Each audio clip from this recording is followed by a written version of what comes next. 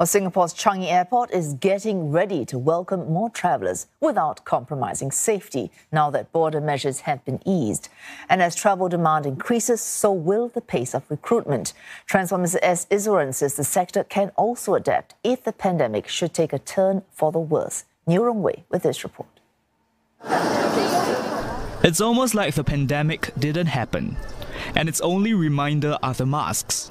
What was once fairly empty and dim-lit is slowly roaring back to life again. More than 60% of the shops here are open so far. This chocolate retail chain is looking at reopening 3 stores at the airport when business picks up. The manpower side, I think we are doubling up. And also we will bring back some of the S-Pass holders so that we can operate the 24-hour shift. Transport Minister S Iswaran says while more staff will be hired in the industry, it will take time for them to get up to speed. He adds that for now, the aviation sector's workforce, which is at about 2/3 to 3/4 of pre-pandemic figures, should be able to handle the increase in travellers. Meantime, the airport is also relaxing protocols as it inches closer to normalcy. From 1st April, fully vaccinated travellers will no longer need to test for COVID-19 on arrival. This means they can meet their friends and families here at this arrival hall right after collecting their luggage. They can also take public transport with them to leave the airport.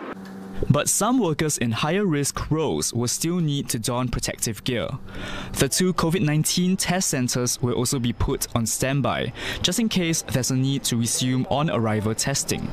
Mr. Iswaran says the country must not let its guard down. It's important that we are able to respond should the situation change, should the circumstances require us to adopt a more conservative stance, whether on a general basis or in a targeted way. So a lot of the work that we are doing now is not just with respect to gearing up the capacity and opening up, but also to make sure that we have the capacity to pivot to a more conservative posture if the need arises. This as Singapore aims to restore Changi's passenger volume to at least 50% of pre-pandemic levels this year.